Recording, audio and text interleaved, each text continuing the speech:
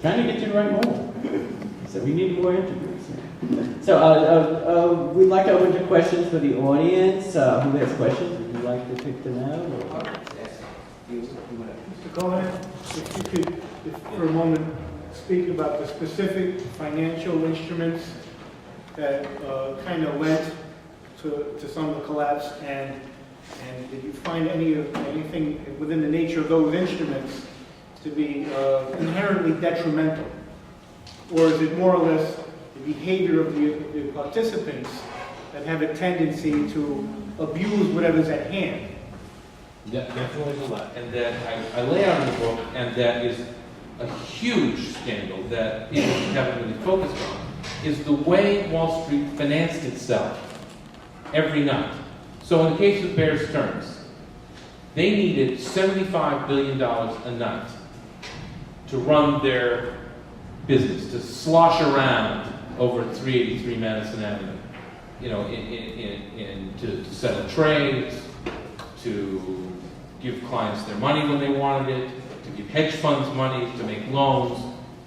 And they got this $75 billion a night in what's called the overnight repo market, okay?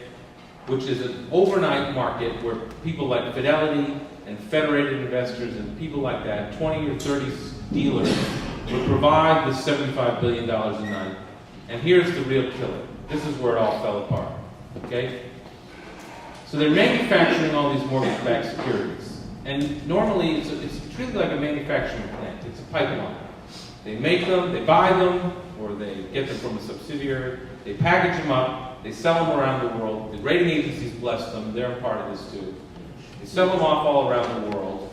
And, you know, Chuck Prince said, you keep dancing until, you know, the music is playing. Okay? Well, when the music started to stop, in and around April of 2007, as I documented in the book, they got stuck with more and more of these securities that were losing value in their inventory, on their own balance sheets. They then used these securities as collateral for these overnight loans. Okay? So as these securities that they had on their balance sheet were losing value, the overnight lenders in March of 2008, and that's what I write about in the book, and you can just see it all falling apart, decided that these securities didn't have the value that they were supposed to have. This is getting back to the book value question again. And they no longer wanted them as collateral. Well, if a lender doesn't want it as collateral anymore, they're not going to give you the money. So if you can't get the $75 billion, even if you have $18 billion in cash on your balance sheet, 75 is a lot less than 18. And they just ran out of cash. And in that last week in March, these overnight lenders said no mas. I asked Gary Cohan, the president of Goldman Sachs, why Goldman Sachs didn't do this. Why did Bear Stearns do this and not Goldman Sachs? And the reason made a lot of sense to me. Because it was really cheap for Bear Stearns to do it. They made a lot more money. The 5 executives got paid a lot more. At Goldman Sachs, it cost them money to get longer-term financing. So they were a lot less profitable than they could have been, but they figured it'd be better to stay around for the next 100 years than be gone as a result of giving this vote every night to their overnight. You know, money is not democratic here by any means, shape, or form. And I'd just love to hear your comment about that.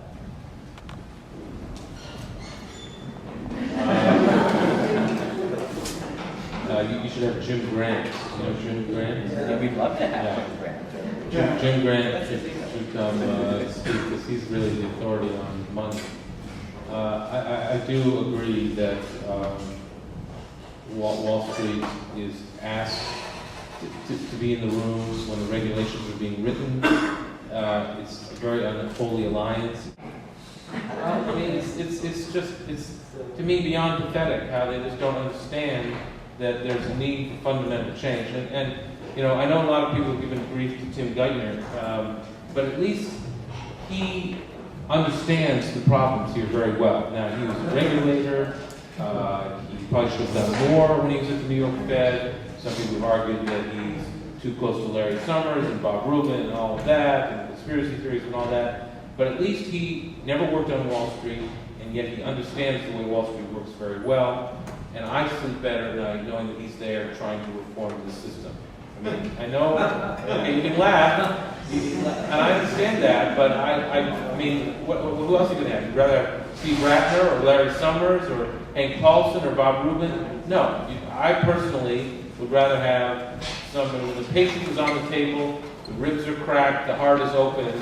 I'd rather have a heart surgeon there who understands, how to do the surgery than, somebody who doesn't understand it. And I get comfort from that. But You consider the damage that has been done, but also, are there any good things that have been done, and the net kind of... So, I'm basically an optimist. And I think, what Mike Milken did in creating high-yield securities, even what Lou Ranieri did in creating asset-backed securities, I think were incredibly good innovations. There have been a lot of good innovations on Wall Street that not only Wall Street bankers and traders have benefited from, but people around the world have benefited from. This idea of being able to raise capital anywhere in the world at any time is hugely important for capitalism, if you believe in that, for creation of new jobs, new industries, and corporations, having access to that capital. You got to give Mike Milken credit for allowing companies that were below investment grade to get access to capital. That is a huge and important innovation. The problem, of course, is Wall Street doesn't know when to stop. My experience is that virtually all of the traders at Bear Stearns and all of these other places, even after they lost their jobs, in the face of incredible destruction and humiliation, they've all stayed in the business and gotten new jobs. Did any of the people that you interviewed have any sort of redemption moment and say, "Wow, this was all a big mistake"? Yes and no. Warren Yes. Spector, I guess, hasn't returned to me. What's that? Warren Spector, I guess, hasn't returned to me. Yes, but it's not because he had a redemption moment. Trust me. Nothing even remotely like that. Paul Friedman, who I write about in the book, and was the chief operating officer of the fixed income group at Bear Stearns, and saw fixed income head after fixed income head be decapitated by Jimmy Cain. He, had one of the most clairvoyant moments that he relayed to me, and I wrote this at the end of the first section, where he said, after all the executives on Wall Street, and everyone said, "Oh, this is a big tsunami that we're all victims of, and we're just victims, we're just victims, we're just victims." He said, "No, we did this to ourselves. We are to blame. We did this to ourselves." And that became like, a eureka moment. And I set about trying to figure out what he meant, and I think I did in the book. Now, he had this moment of clarity where he understood exactly what happened and why, but yet he still now works for a hedge fund. There's one guy, Mike Alex, who I wrote about briefly in the book, who was like their chief risk officer at the end, and he now works at the New York Fed. I don't know, that's sort of closest, yeah,